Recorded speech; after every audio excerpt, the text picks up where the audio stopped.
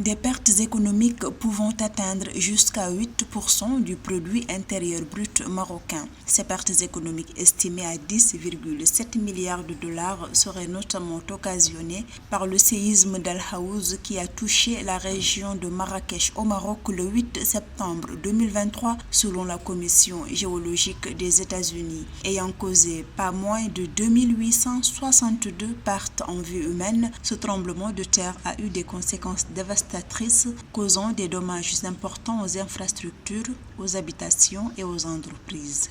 Le séisme pourrait faire chuter la croissance économique marocaine, pas d'une manière durable, puisque les secteurs vitaux se trouvent plutôt dans une autre partie du royaume. Le dynamisme économique marocain va redémarrer dans quelques mois ou plus tard dans une année. Mais la population quand même sera lourdement handicapée. Les reconstructions devraient se faire très très lentement. En plein rebond post-Covid, le secteur du tourisme marocain représente près de 7% du produit intérieur brut, alors que le pays s'attendait à accueillir 13 millions de touristes étrangers en 2023. Le séisme pourrait remettre en cause ces prévisions. La région de Marrakech est une destination touristique populaire et une source de revenus importante pour le pays, ce qui amplifie l'impact économique de cet événement.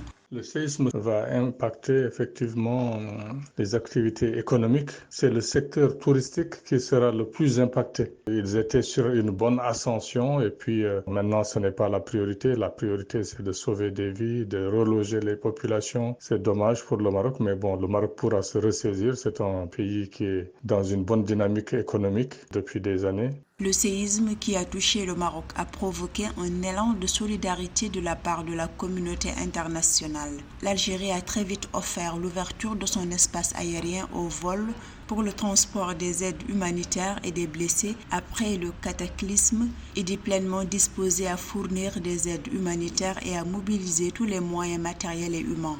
Une aide accueillie favorablement par le Maroc alors que les relations diplomatiques entre les deux pays s'étaient déjà rompues depuis août 2021.